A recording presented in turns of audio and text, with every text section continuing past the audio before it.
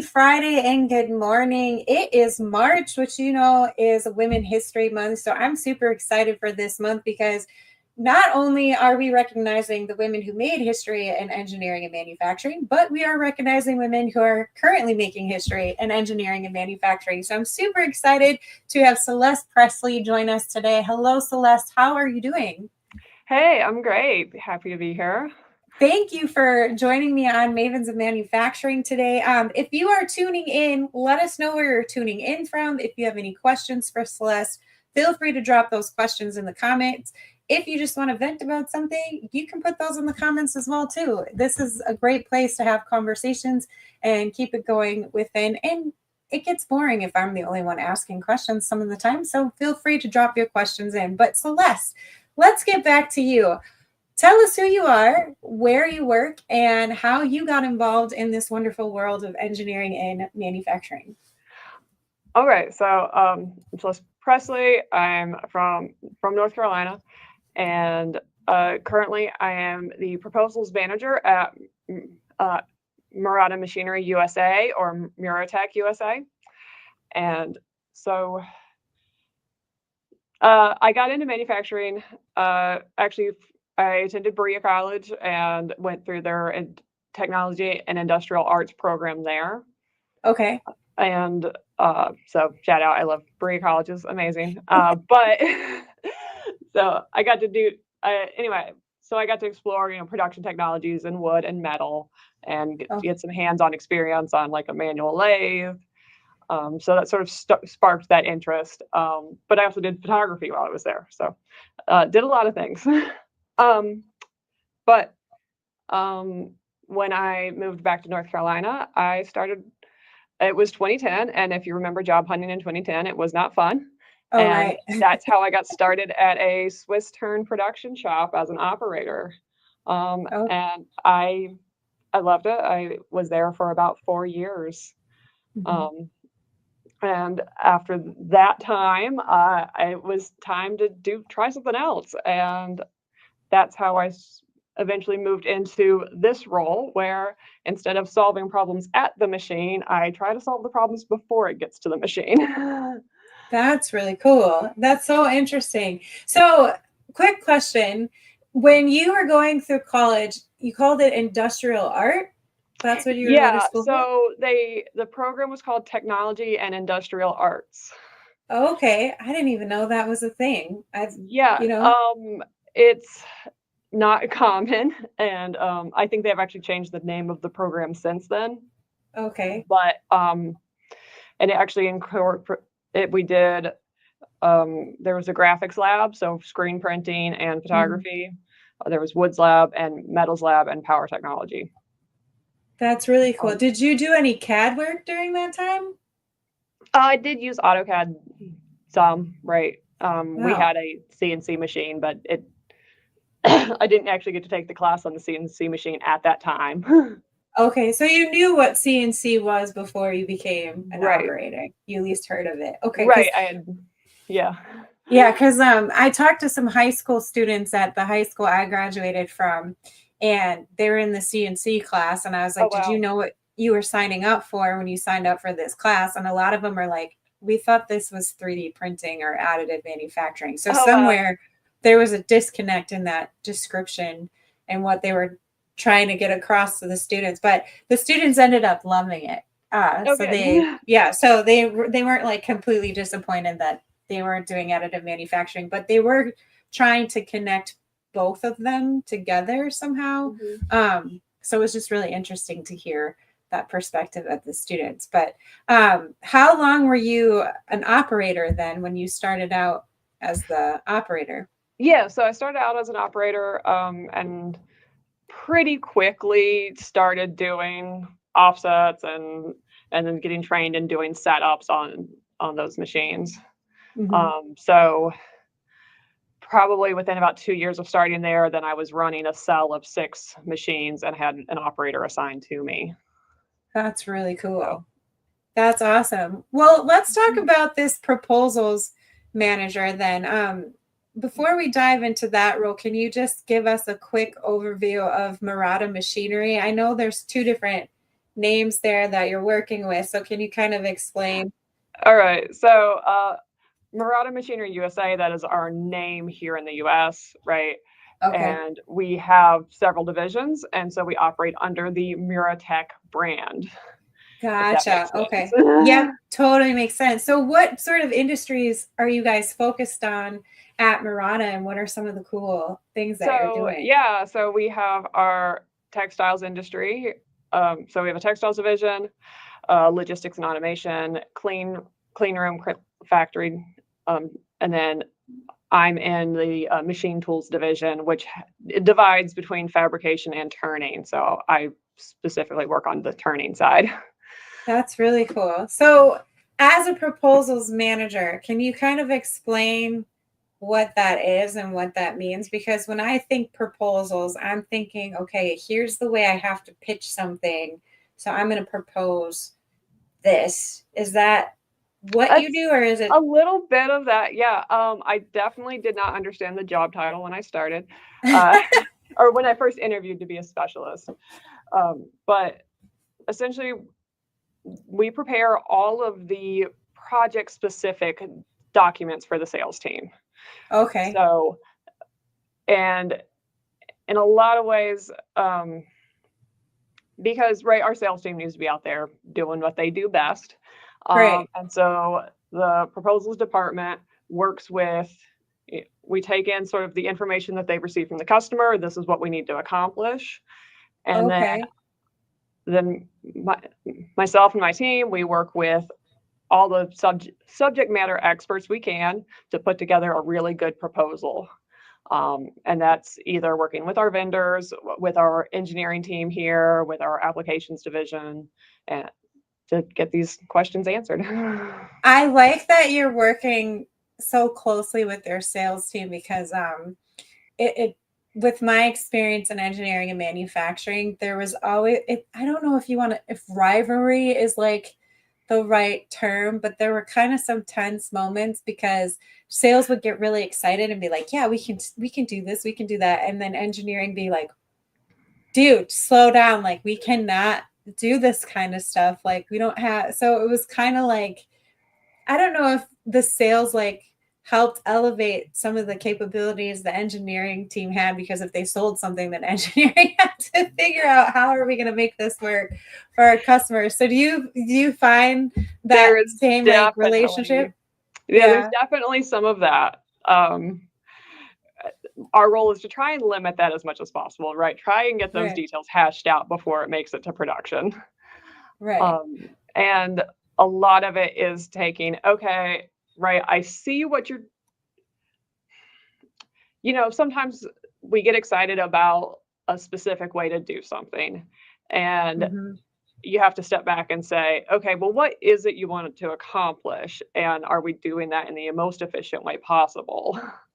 Yeah. Um, so So out of your career, what's one of like the most proudest moments within your career like now? Like what were you really proud to accomplish throughout your years being in this industry? um, I mean, that's a question I struggle with. And this one is funny and may only make sense. Right. Obviously, well, at least hopefully most of you are in manufacturing. So, um, but we had a customer part print. Customer was looking to bring this part in. They were currently outsourcing the part, wanted to make it in house. We're reviewing these parts and we're saying, I I don't see that we can hold this tolerance with the process as you're describing it. We're going back Mhm. and forth. And finally I ask, how are you measuring this tolerance? I mean, it was that tight. So I asked, how are you measuring it? And they said, oh, we're receiving the parts assembled, so we haven't measured this. So Oh, they did disassemble some parts and found out that they were in fact not holding that tolerance that was on their print. And they ended up going back and having some of the details changed on the print, which then was said, okay, great, we can definitely do that. yeah. That's really cool though. See, and I really like this industry too because there's a lot of like critical thinking and problem Mhm. solving that's involved. But I think sometimes that experience of hands-on can get kind of lost. Like I think people take that skill set for granted. So, you started out as a machinist. You went to school for industrial art. How do you connect all of those experiences with really helping elevate your skill set to what you're doing now as a proposal manager? Because I feel like there's two kinds of learning, right, within engineering and manufacturing. Some choose to go the community college route and they get that hands-on experience right away, it seems. But then you have the others that will go like the 4-year college university route, which I'm not saying one is better than the other. Like people learn at different rates and they learn differently depending on, where they're at. But it seems like there's a disconnect with that academic side of things and what is actually happening in our industry. So with your route that you did, how important is that hands-on experience to really make what you do as a proposal manager successful? Because I feel like that skill set is really important to understand how things are going. Can you explain that a little bit? Okay, yeah. So, for one thing, having run production and checking different parts all the time, being able to take a 2D print and really visualize what that would look like in my hands has been just so important because we don't always get 3D files, right? Mm-hmm. And just having done that day after day after day for so long, most prints I can visualize pretty quickly. Um, and I think I do have a high level of respect for the people that are operating the machines. And so if I do get a chance to visit the customer, yeah, I talk to the engineer, the engineers and process engineers. But I do want an opportunity to talk to the operators and find out what challenges that they're having with the machine or Mm-hmm. what are their pain points, right? What is taking up a lot of time? Mm-hmm. I think I've wandered away from your question, but That's okay. and No and worries. all of my team, like all the specialists that we work with here have that hands-on machinist background. So, Mm-hmm. and we all have very different backgrounds. So like where I worked in Swiss Turn, we have others that worked in job shops, Mm-hmm. or in gun manufacturing. And Yeah. so if there's something outside of my experience, then I can go to a specialist who, hey, you worked in a shop that did this. What do you see here? What am I missing?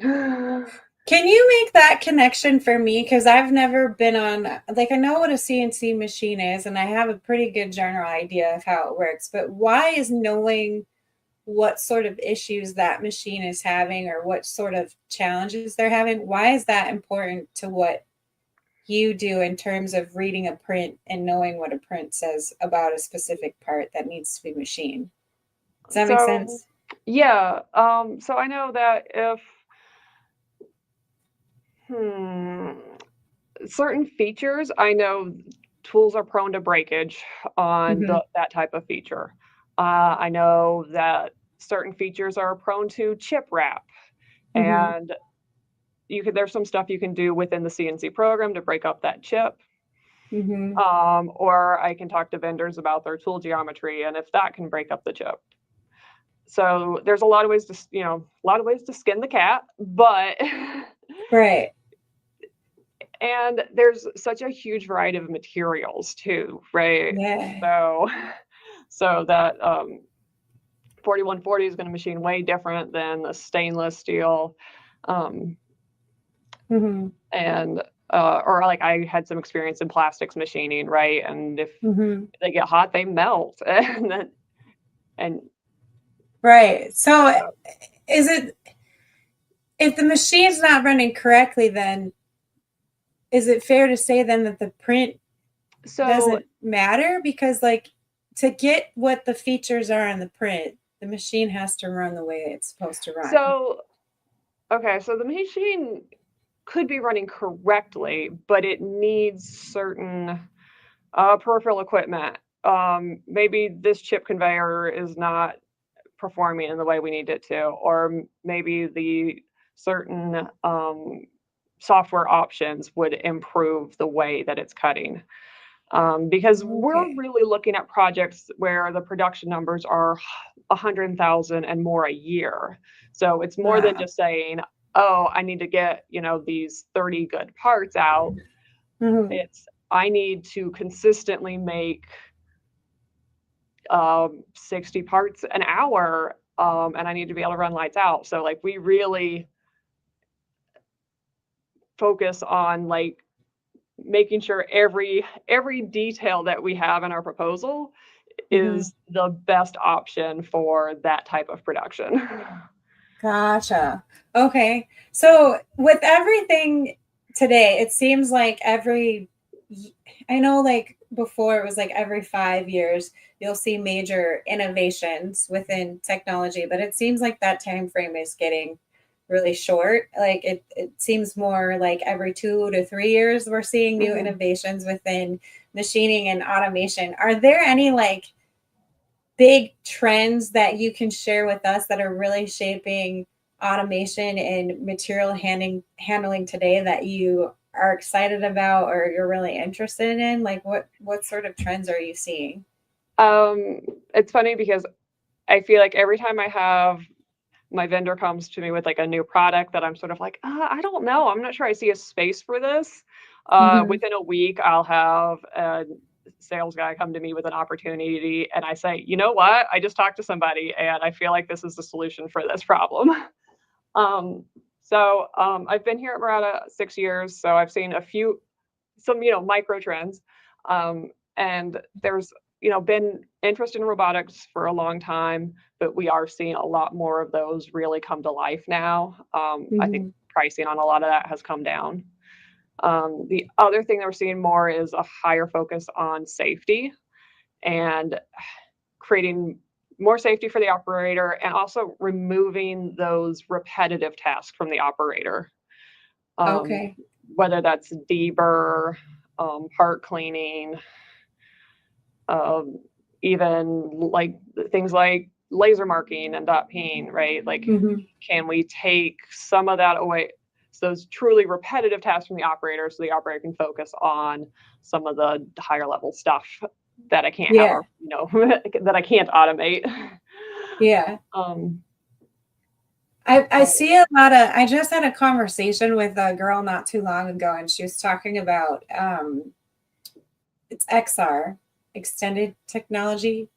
mm, I don't think that's the right term. For some reason, my brain is shutting off, but it's XR. So it's everything like virtual reality and augmented reality in terms of like training. And mm, I just think it's really cool that, more companies are trying to like gamify basically how we're training and using some of these technologies. And so I'm really curious just to see how that's going to help especially with these younger generations coming in, because there was one company that I ran into and they had a teenager come up and check out their booth and they're like, oh, this is like a video game that I play all the uh, time. So it's just interesting to like see those connections with the younger generations. Are there any cool projects that you can talk about that you're working on? I know we talked about like your proudest moment in your yeah, career, but are there cool projects that you can share with us? Because I know sometimes NDAs get in the way and we can't find yeah. out the cool things that companies are doing. Right. So I won't get like super specific, but I did want to talk about some of what we're doing. And I'm sorry, I took notes and I'm looking at where I wrote it. So, um, like right now we are gearing up for PMTS, which is Precision Machine Trade Show, which will be in April in Ohio. So part of what we're doing there is we'll be taking our MSR 60, which is a cool machine because it has the 120 y-axis stroke. So just mill straight down a 4-inch part. Um, That's cool. and actually, I'm excited. What we're going to show though is that we can take a raw part, load it in the chuck, machine the front side, take it out to a flip station, turn around, put it back in the same set of tooling, machine the other side, and then output a complete part using that one spindle. So it's a neat machine. And very cool. What show is that again? So that is PMTS. Okay, I'll put that in the show notes, and Okay. I'll let people know that you're going to be there and put your booth there too. Yeah, and then another machine that we're showing there is the MW35, which is just a really cool, like, small what we call a secondary op machine. So it's just so different than our other machines that we get cool. Like when we're using the 35, we're talking about machining processes that are like 10 seconds and under, right? It's like taking a bolt and adding a thread on the front, or a small, like usually it's just a couple features, right? Maybe hit it with a couple of form tools and then eject and you're done. And it's just really neat to see that get tuned and set up, and then when it's really humming along, it is running. Yeah. I wonder if my friend Tony Gunn knows about that. I'm gonna be like, hey, you should go check out this booth if you're gonna be there. So yeah. And there's definitely a customer I would love to go see what they're doing. That they got some of these 35s, and they are under a 6-second cycle time now. We were at the point of literally stripping out lines of code to try and save like a 1/10 of a second. So it was just really impressive to see. So like I had people on my team working on this, and we had people in applications, and it was just really impressive to see like when they were like really in it and trying to find every 1/10 of a second what they were able to do.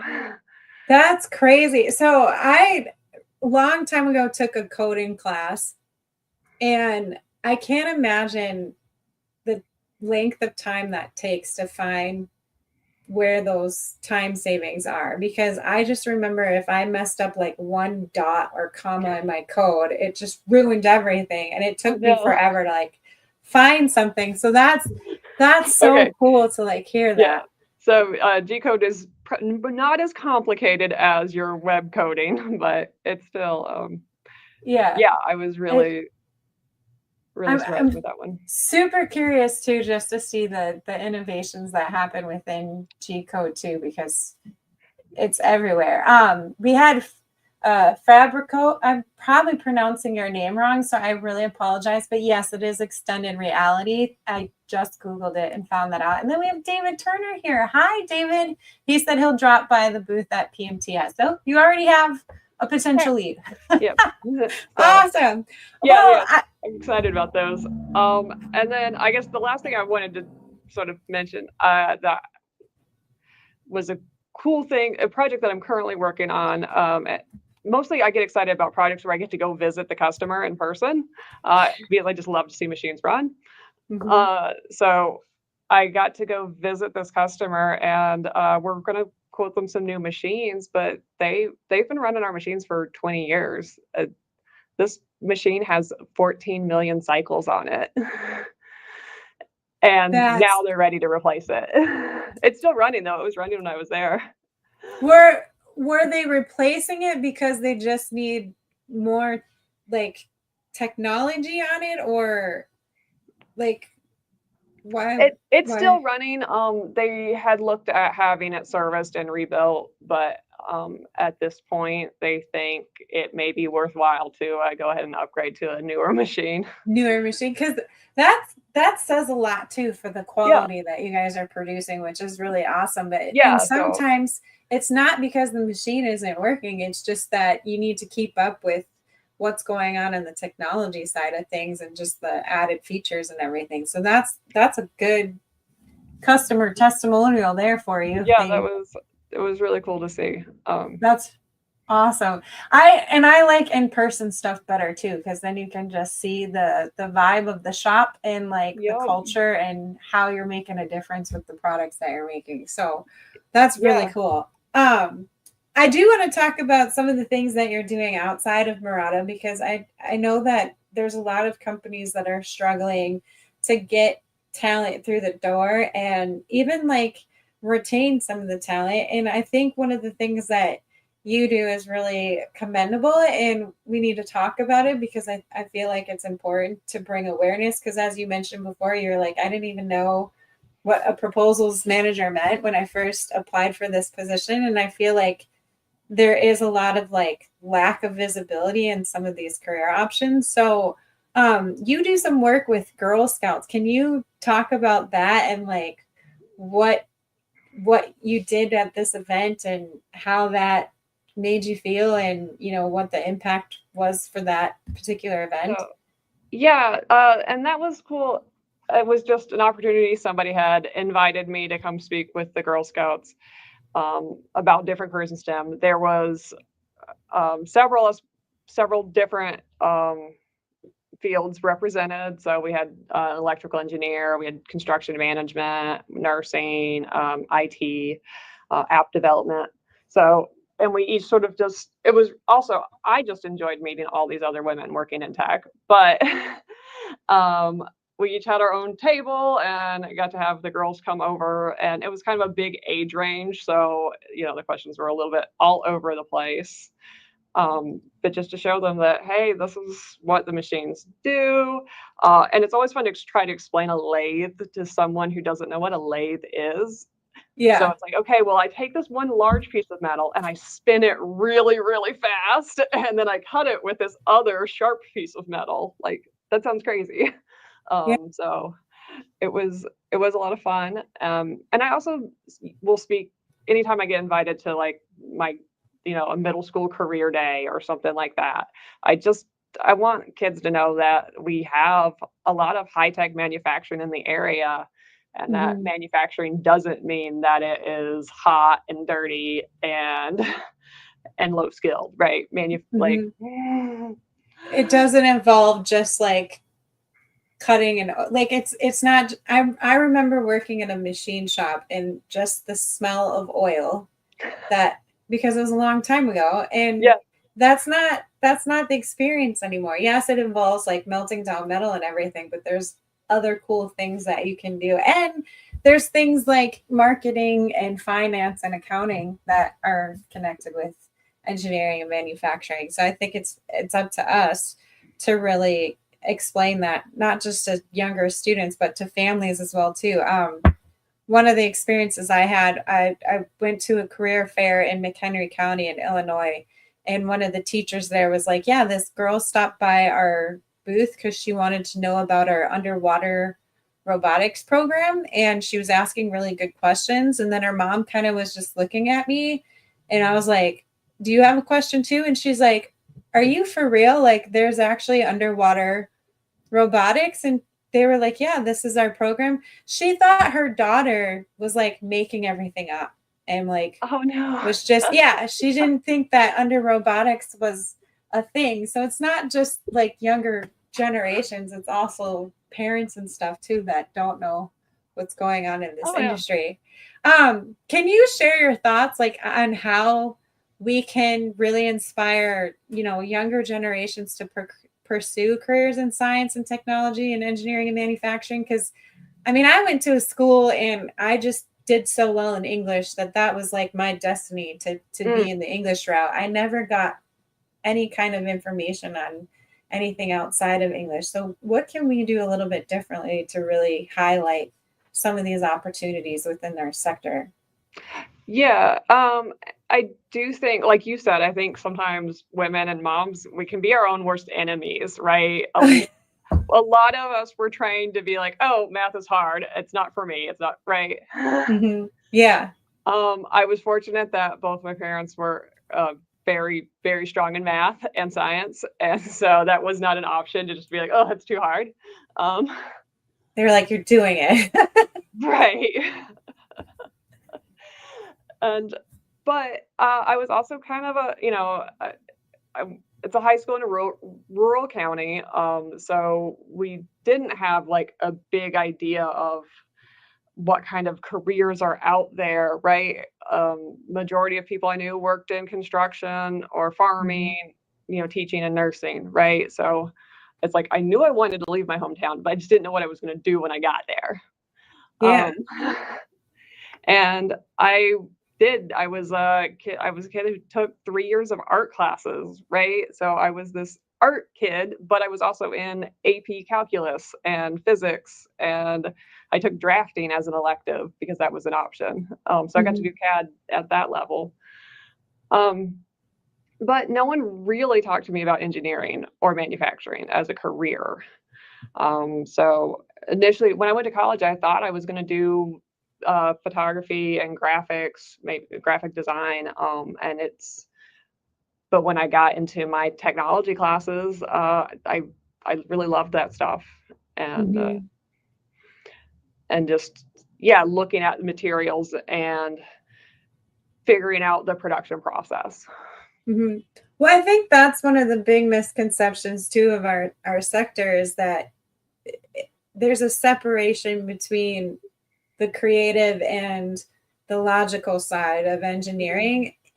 And we're starting to hear this term more now, like neurodivergent, where there's a connection between you just think differently and you look at things differently. But I feel like there's a connection between both hemispheres of the brain. You don't work on one side more than the other. Like it's kind of like a balance. So I think anybody that's interested in art could also find something relatable in CAD like you did and in drafting and make those connections, which just makes you an overall better candidate for some of these careers in engineering and manufacturing. But I see that where we tend to struggle, we can't find that relatable thing for younger generations to connect them to this industry. And I think there's a lot of conversations starting to surround that and focus on that. So like, what can we talk about that really sparks that curiosity? And I was just kind of curious on what your thoughts were around that. Like, how can we as manufacturers and engineers really make this industry relatable to younger kids so that when they do hear about it or see it, they say, that's what I want to do. That's the type of person I want to be. Because right now, my two boys are like, I want to be a firefighter. I want to be a police officer. It's because those are the people going to their school and talking to them about what they're doing. Do you have any thoughts on that?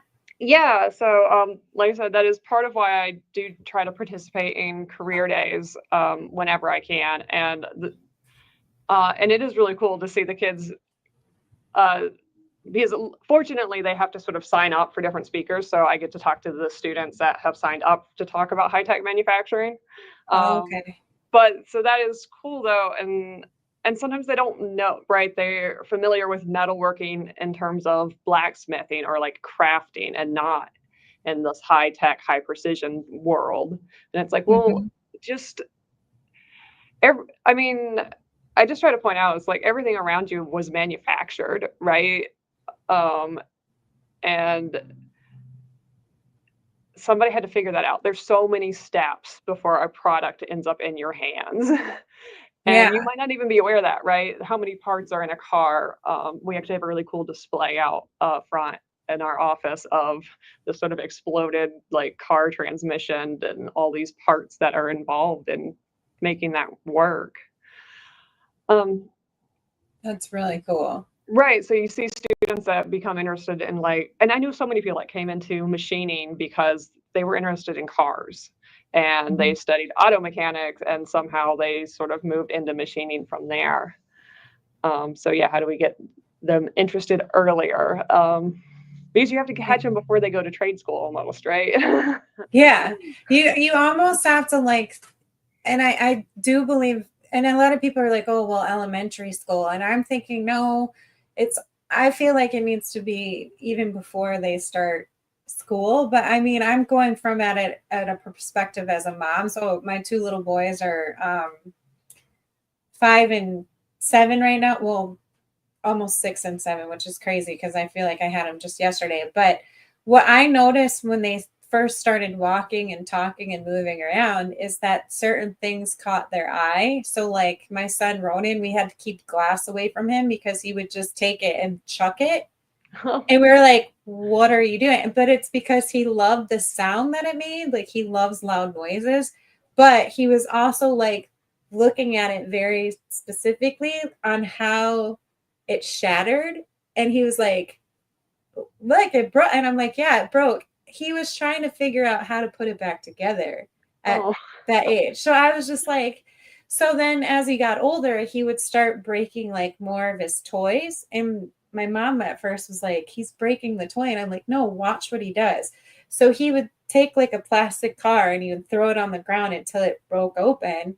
And then he would take it and he would look at it and he'd put it back to bed together. And then he'd toss it over his shoulder because he figured out it was put back together. So I feel like parents need to get involved with that kind of stuff too. Like I know it's with kids, it's hard to like pay attention to that sometimes because they're just chaotic at some points. But I feel like they start developing those interests at a young age. So like, how can we catch it and then keep nurturing it as they go? I don't know. It's something I'm like still trying to figure out and question because I don't know. I think kids would get really excited if they could connect it to like, ooh, this is how you do it. Let's keep going.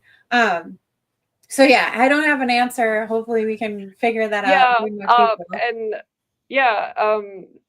one of the things that has been this odd theme for me was that as a kid, I learned to sew, right? So I operated a sewing machine and reading patterns and the types of, order operations that you have to follow to be able to sew. And then, I took art classes and I did photography. Okay, now my camera, and this was the old school, like, reflex lens camera, right? I had to load the film, and I had we had a dark room, so I could do enlargements in the dark room. And that's all chemistry, and that was a mechanical camera. And I'm like, okay, so I'm good at operating this machine, right? Mm-hmm. And it's like screen printing. Okay, I ran a 10 color pneumatic press. So then moving on to a lathe, it was just like, okay, well, I know it sounds weird, but operating a sewing machine and operating a lathe aren't that different. You still have to learn your machine, and it's going to react to this material differently than this other material. Yeah. See, and it's transferable skills. Yeah, it's odd to think of those as transferable skills, but they're not that different. Yeah, and that's like, I think that's a great point because, we get on this topic of experience. So like a lot of companies, when they have a job description, they'll put the number of experience out there, which I think is kind of a detriment to them because there are people that learn quicker based off of the things that they've done before. Like, you just made a great example of it. So they would be quicker to learn and train on something, and they don't need that time or that level of experience. Like some just adapt easier than other people. So I think one of the things too that we need to change is how we're writing out these job descriptions and level of experience. I definitely agree with that. And I definitely think, this is probably the largest company I've ever worked for. And I did find the job descriptions very intimidating. And had it not been for recruiters that called me and really pushed me to apply for proposal specialist, I probably wouldn't have. And now that I've been here and kind of gained that experience, I do try to tell, younger people like, hey, don't get scared off from these heavy corporate job descriptions. And I do, if I get an opportunity to edit job descriptions, I will try to simplify the language and be a little more clear and use less jargon. And it's, you do have to identify what background do you really need to start with and what aspects can you train. And if you're not getting good candidates, then maybe you need to expand what you think of as trainable, right? Maybe you do need more training programs or apprenticeships. Yeah, that's a good point.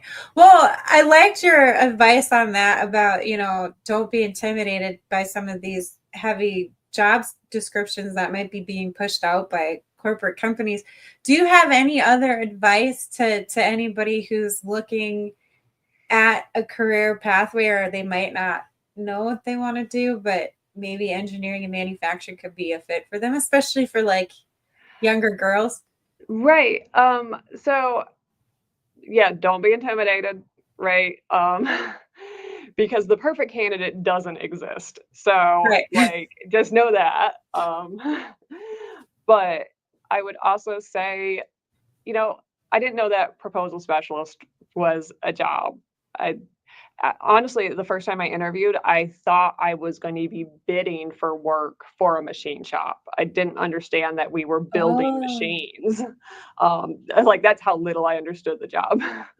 yeah. Uh, But but even had I looked, but you know, and then we have applications department. Oh well, those are machinists. I didn't know that was another word used for machinist. that's Or yeah. so there's a lot of that. So I would say look at the companies that you're interested in and don't worry too much about the job title. And just Mhm. really look at, do I think I could do this job? Whether that's project management, in engineering, we have a document coordinator, right? That's a great step in for somebody who has some training in CAD and SolidWorks and wants to get involved. Yeah. Um, we even had someone move from our parts department. They moved up within the company. They're doing aftermarket. They're doing someone else had moved into project management. So Mhm. sometimes a good company, even if you start at a low level job, a good company will recognize that and help you move up. Yeah. I think that's great advice because there's that statistic out there where when women look at a job description and Yes. it's filled with qualifications, if they don't feel like they're 100% qualified, they won't apply. But men, if they think they got 60% of it, they'll apply for it. So I always tell women, if you feel like you can have 60%, think like a man and apply for that job, just take the Just risk. apply. Yeah. Yeah, just apply. And you can And always it even ask. happens though that maybe for whatever reason we posted it as a level 3, but if I don't know what candidates are going to show up at any time, and I may say, "Hey, you know what? You're not really qualified for this, but I do have this other position." Yeah, that's a good Right? point. Like just I yeah, I the more think people see your resume, the better off you are. right. And I always try to encourage people to just call the company too and say, "Hey, I applied for this position, haven't heard anything. Can Yeah. you tell me if you hired someone or if there's any other available?" Because sometimes I found through my experience that sometimes they don't post all of their job Yep. availability right away because they just haven't gotten to it. So they might not have all of the open positions available on their website right away. So just call and say, "Hey, do you have this Right. position available or something?" And Yeah, or if we just know there's so many scenarios where yeah, maybe we know there's an opening coming, but it's not ready yet, or we yeah. Or they're trying to do internal hiring first before opening it up to external right. hiring. I found that as a thing. Well, Celeste, this has been fun. Yeah. I'm so glad that you came to Mavens of Manufacturing and explained what you do because I didn't even know your position was a position, and I think it's really cool that you started out in the art world as an industrial artist and then made the connections, then became a machinist, and now you're doing what you're doing at Murata. But I did want to give you an opportunity to ask our audience a question. So if you had one ask for our Oh. audience, what would your ask be for them? Oh, no. And ask for our audience. I sorry, I was not prepared for that. If you have So a yeah, call to action but and just that's easier. check out our website. We're on LinkedIn. If you want to reach out to me personally, I'm on LinkedIn. I'm sure I'll be tagged. And of course, like I said, we will be at the PMTS trade show. And unfortunately, I don't think I'm going to get to go to that one. But we will have some cool machines at our booth there, and and some of my favorite salespeople. So they're fun to talk to too. Yeah. I met you and Charles, and you guys are just great personalities. So I have no doubt the rest of your team is fantastic. So yes, if you're going to be at the PMTS show, please go there. I've never been there before, so I need to check that out at some point. And then we have Blair, who just said, hi, Celeste. Hi, Blair. Yeah, Thank you for joining. Blair's on the other side of the wall from me. So Oh, so can yeah, she so hear she's you one of right our now? mechanical engineers. So Very cool. See, that's the other thing too. Like engineering just has so many options because you have mechanical, automotive, civil engineering, chemical. Like there's just so many options that connect you to yeah, cool things. So so definitely. definitely, yeah. Well, Celeste, thank you so much for joining us. I got to take Blair off there. Again, if you're tuning in, be sure to connect with Celeste on LinkedIn. Also connect with Murata Machinery. That is the U.S. brand, but they all fall under the umbrella of Miratech. So make sure you're following all of those companies.